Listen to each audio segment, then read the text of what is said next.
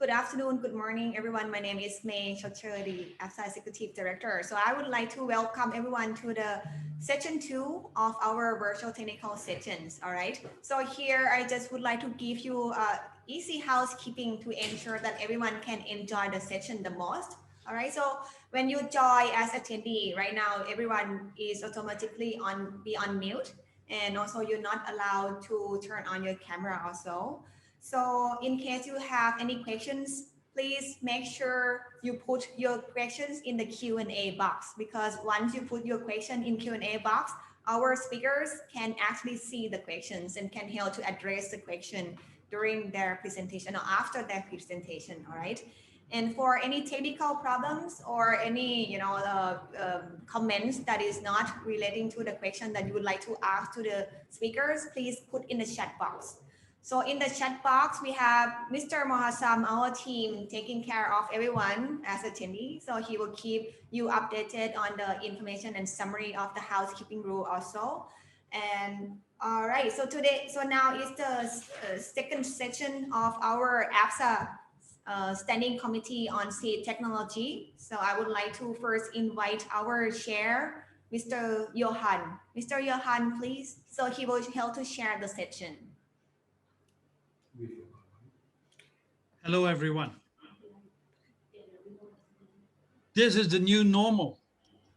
Webinars linked to homework and social distancing, face masks, reduced travel plans, a huge impact that this COVID-19 is bringing.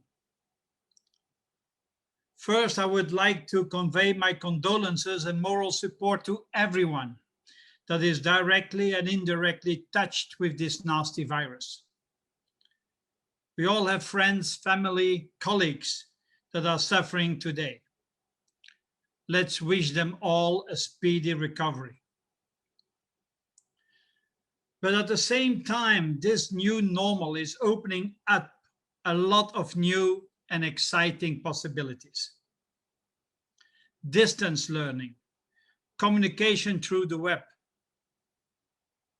And I am extremely pleased that APSA took the lead by setting up these multiple interesting webinars, panel discussion, and much more on so many important and interesting topics.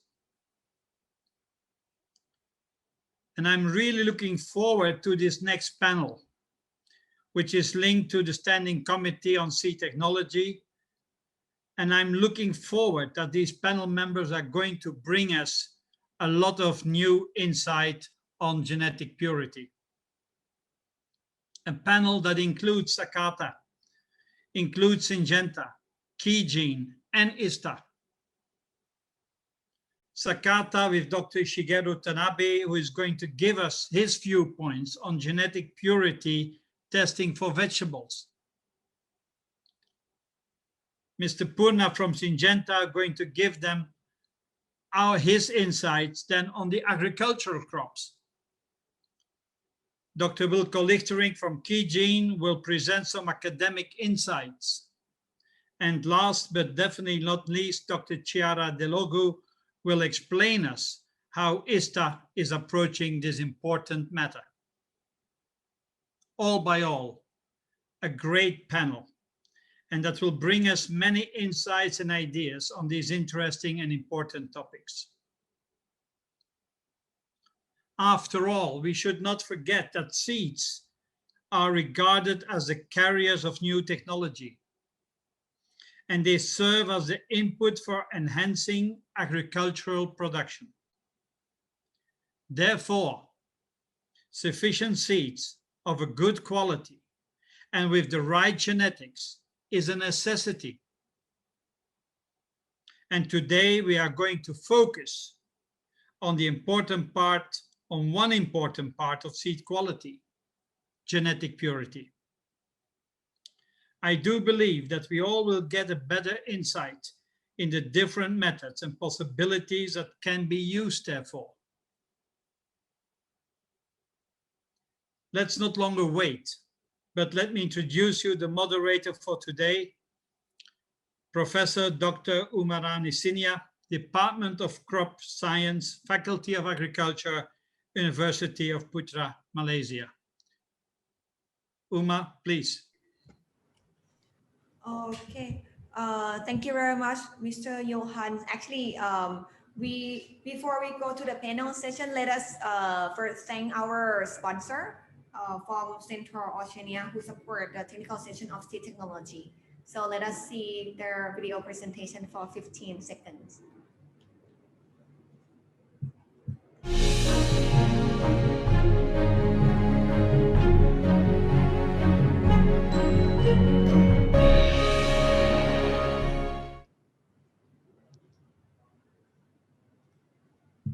All right. Thank you very much again, our sponsor. So next, as Mr. Johan already introduced about the session, may I please invite back Dr. Uma Rani. Thank you. Thank you very much, Dr. May. Thank you, Mr. Johan, and thank you to the sponsors as well. That was a nice and sweet video to introduce the sponsors.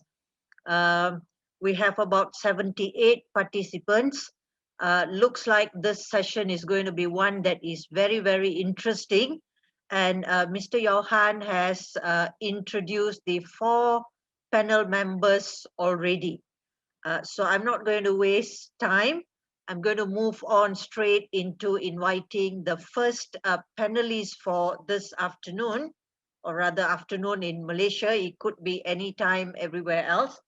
Can I please invite Dr. Shigeru Tanabe to deliver his thoughts on the subject matter of today. You have 10 minutes, Dr. Tanabe.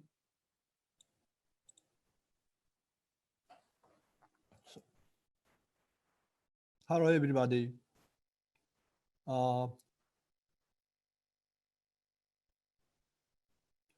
Okay. My name is Shigeru Tanabe, and I am in charge of quality control using molecular techniques at Sakata Seed Corporation. I'd like to thank you for giving me the chance to speak here today. Today, I'm going to talk about how to think to do DNA test and how to do it more efficiently. When we plan a test for quality control, there are 2 main types of tests. One is grow-out test, and the other is a laboratory test using molecular markers. Some of laboratory tests include the test using isozyme. But in today's presentation, I will focus on DNA test of vegetable crops. Okay, next please. This slide shows the pros and cons of grow-out and DNA test. Please see grow-out test part. The biggest advantage of grow-out test is that we can directly check the trait, the sample. We can detect outcross, mixture, and off-type by grow-out test. But grow-out test has disadvantages. Please see a slide. Test needs long period, subject to environmental factors such as climate change, and the required field adapted to variety traits. So, part about DNA test. In DNA test, the biggest advantage is the test takes less time. Other advantages are it is easier to determine result. It is not affected by climate. Please see right panel. Of course, DNA test has disadvantage. DNA tester, it only looks at polymorphism in molecular markers, but not the trait of crops, and requires facilities and equipment, requires genomic information for marker development. Please note the DNA advantages are complementary to the disadvantage of grow-out test. DNA is certainly a very powerful tool, but it should also be noted that at this time, it is not a complete replacement for grow-out test. So we have to consider carefully when we do DNA test. So what should we think about? Please, next, please. In this slide, I listed the factors to consider for the testing method. Please see left side. First, what is the objective? We need hybridity or variety identification and so on. Second, what is the priority? Quickness, accuracy, precision, or cost. Third, what kind of DNA marker are suitable? Here are some commonly used markers: SSR, SNP, RFLP, rapid, pathogen resistance gene, trait linkage marker, and so on. Unfortunately, I don't have time. I'll skip the details of each. In this slide, the point is that we have to choose the most suitable method, considering factors such as objectives, priorities, and available markers. Okay, next slide, please.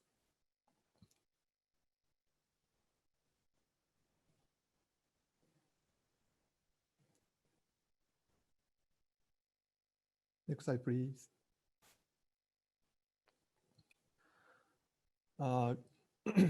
In this slide, I'd like to see how to make DNA testing more relevant to the objectives. Please see upper panel. Conventional PCR test is doing in this process.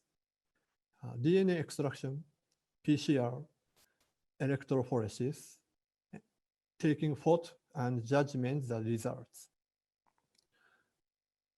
However, this is not the only techniques available. Please see left panel.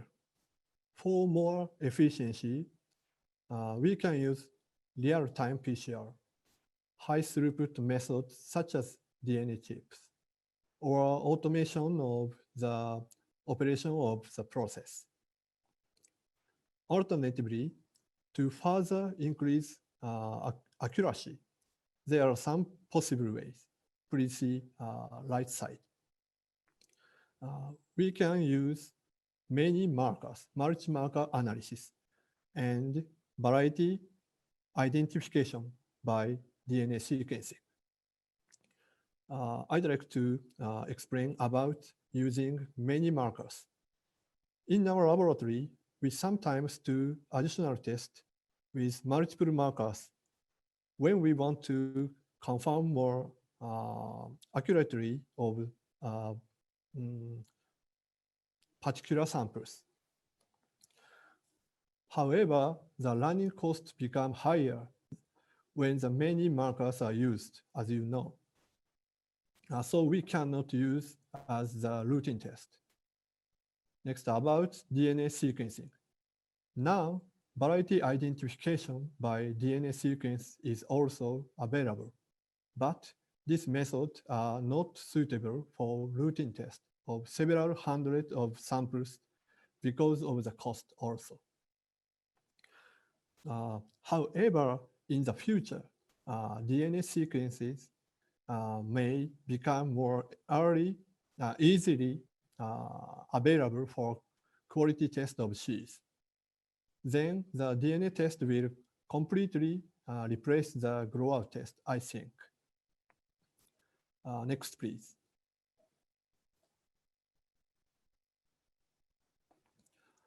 This is show an example of the efficiencies we are making at Sakata Sheet Corporation. We are now improving efficiency for hybridity test by switching from the conventional PCR to real-time PCR method. I briefly explain the real-time PCR method. We mainly use the TACMA method for real-time PCR. The polymorphic regions in the genomes of the female and male inbred lines are labeled with different fluorescence dye. Because the hybrid with both genomes will have a mixture of female and male fluorescence, allowing us to distinguish between parental lines and hybrid. Please see the central graph. The vertical axis shows the intensity of fluorescence labeling the females. And the horizontal axis shows fluorescence labeling the male. So upper green plot, two green plots are female control. Under green, two plots are male control. And red plot of center shows a hybrid. In short, we can detect the hybrid using this method. As explained earlier, the conventional PCR process involves DNA extraction, PCR, electrophoresis, taking picture, and result judgment. On the other hand, real-time PCR is no electrophoresis, no pictures, and the results are checked on the computer. So in real-time PCR, the process can be significantly shortened by about half. Usually we take from about 12 hours to about 6 hours. Since DNA-related technologies are constantly advancing, we should follow new technologies and update our testing method to realize a higher level of quality control. Next, please. I summarize the main points of this presentation. First, DNA test is powerful techniques that have different advantages than grow-out test. Second, test methods should be selected after consideration of the objectives, priorities, and requirements. Third, for more accurate and precise test, there is always a need to keep up with new technologies. Okay, next, please. Thank you for your attention. Thank you. Thank you very much, Dr. Tanabe. I think that was a very, very good presentation, very well structured to show the pros and cons between the two tests, the conventional grow out test as opposed to the newer technology using DNA markers. I'm sure many of you have questions. You may start putting them in the chat box because I'm not going to allow questions now. The questions will be addressed during the panel session.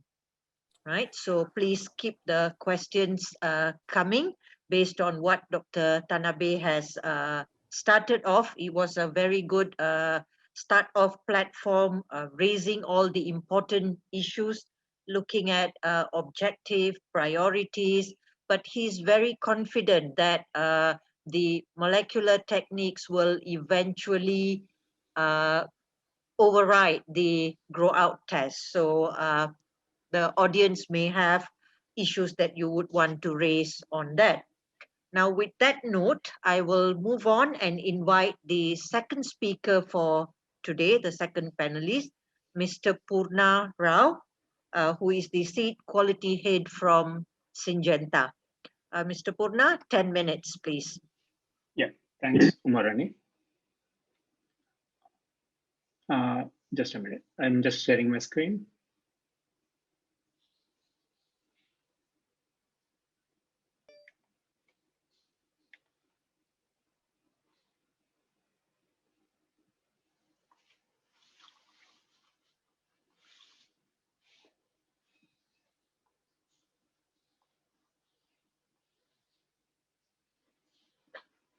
Hello, everyone.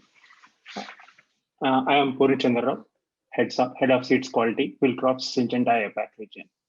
At the foremost, I would like to thank APSA for giving me an opportunity to be part of the Standing Committee on Seed Technology and share my experience in discussions on genetic purity test, practical approach for seed industry.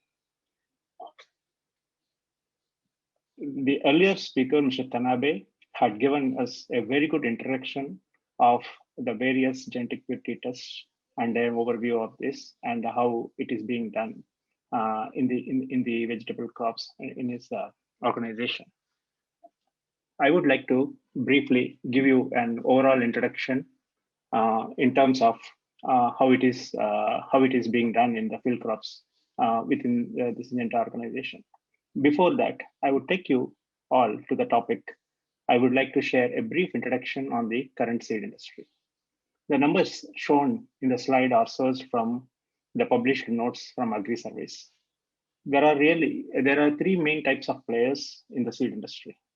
One group is the global conglomerates who are involved in diverse industries, mainly energy, chemicals, pharmaceuticals. Crop protection and seeds are only a part of their product portfolios. Companies like Bayer and BASF falls into this category. There are the second group, which is playing a major role in the global agriculture, pure play, which are specialized in the agricultural input sectors. Products are agriculture focused, such as Syngenta, Corteva, Vilmorin, and many others. They retained a global presence and earned themselves a competitive position in the major field crops, which generally involve the GM seed. And the third group is seeds pure play, and they're usually the regional players on niche markets. Dominants such as DLF, Sakata, Taki, Longpin, Hightech. Historically, these groups are focused on the regional markets or specific crops. If you see in the center, the graphical representation, in the APAC region, 50% of the share is held by the field crops seed within the APAC. And the major crops are corn, rice, cotton, where a wide range of technology is available to determine the genetic purity. We all know that seed business growth has been steady in the last 4 decades. And for an efficient production supply cycle of the quality seeds, there is a requirement of a robust field quality assurance system. And also the real challenge is the time where the incoming harvest and the supply of the seed has to be very close enough. And this is the situation where there is a need of a reliable, repeatable test methodology and availability of timely quality test results that confirms the seed quality delivered to the farmer.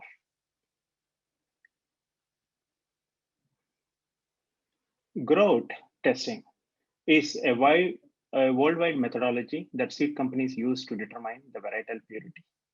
This methodology is particularly useful for the crops for which there are no molecular markers developed yet. In the early presentation, we have seen so many methods like SSR, electrophoresis, isocymes that is available in the field. And for field crops, this is not a situation. This is one of the crops where the new lab methodologies efforts are mainly aimed, and it has been well developed, well established.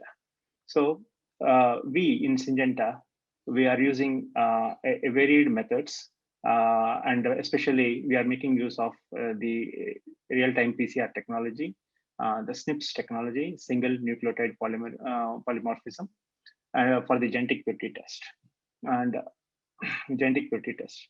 So this is done mainly with a set of anonymous markers which we have stabilized in the for the crop. SNPs test in general cost very high. In our experience, it is almost 8 times expensive than the growth test. However, what is the impact of this genetic purity testing in the molecular or DNA level? Guys, we all know that we need a quick turnaround time to make our business critical decisions. So growths generally takes a period of time, whereas in these SNPs will get us the results in a quick time. And there are also, they also provide a uniform traceability of lines and varieties across the R&D P&S portfolio. This is very scalable and also easily accommodate the growth. A sustainable process and governance model for protocol maintenance and quality is very much required when we are implementing the SNPs testing part. We in Syngenta has implemented this test as an end-to-end process, and we have necessary IS systems that has been supporting this genetic variety testing. If you see at the bottom right corner of the crops where the SNPs technology has been used within the Syngenta crop portfolio. It's in field crops, it's also in vegetables, and it has been it's being used very judiciously and successfully here in our crop, here in the company. SNPs markers. It's widely used throughout the seed production program within Syngenta. So it starts right from the R&D program, and it goes into our production and supply. Typically, it takes a minimum 10 to 14 months for establishing a new genetic purity test. We all know the advantages and disadvantages of growths and the various methods available for this testing. When it is coming to the SNPs, the advantages is that this test is very objective and able to get the test results in a shorter duration of time and not influenced by the environment. And within the Syngenta portfolio, what we do is we have involved the stakeholders right from the core to the external stakeholders of whoever is involved in the crop production program. Genotyping and molecular analytics team at the R&D stage, and the parent seed handoff team in the seeds R&D portfolio team, and also the production and supply team, which includes parent seed and F1 operations. They are all quite closely involved when we are working on this SNPs identification program and establishing the genetic purity testing in the crops. The SNPs development takes a systematic approach within the Syngenta part. So we start from method development, and the main purpose here is to identify the right extraction method and perform assay selection. Then we do the validation part, and then the primary lab verification will be done. So this is the lab which is going to do the SNPs testing over a period of time for all the countries, and then side-by-side testing. So this is what we are very much focused, where the SNPs panels of markers, whatever we have selected, has to be validated by the actual field performance and a global lab verification. So if we see in all these steps, verification is a very important part. It is done in every stages, so that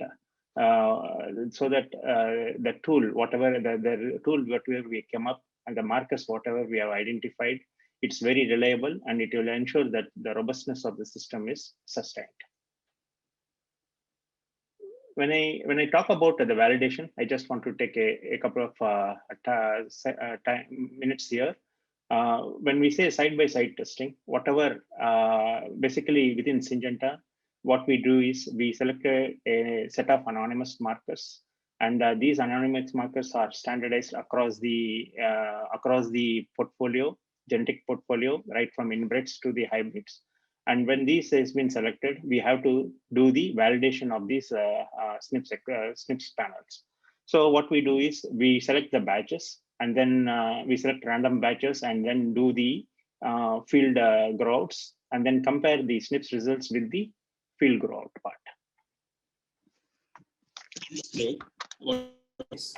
When we do get these analysis, we do we make use of the statistical tools and do the correlation, regression, and chi-square test to establish that the batches, the results that is coming from SNPs and the growouts are in match. So in this way, what we will try to do is, after doing this validation, if the variation between the results of SNPs and growouts that has been obtained is less than 2%, then we go ahead and implement the testing. But if the variation is more than 10%, there will be no implementation, and further studies will be done to see that the selected assays will give us the true representation of the materials whatever we are testing. So in this way, side-by-side testing is very focused, and it is very helpful when in the process where the organizations are going to implement this SNP testing part. And generally, how do we interpret? Everyone knows that the interpretation part. So how do we interpret here? So the markers, whatever we have selected, has a specific pattern established for the female line and also for the male, and there is an expected pattern of for the hybrid. So in this process, we try to see that which are the true to type and which are selves, which are outcrosses, where are the male selves are coming up, and what is the variance in the testing process. So we have a defined guidelines of defining all these parameters, and then also we have developed a tool where there is a availability of the IS tools where we can go and get this analysis done automatically and use this in our business ERP systems directly to get the results posted. And then we can make use of these results to make the business decision of releasing the product and delivering to the market in the right time.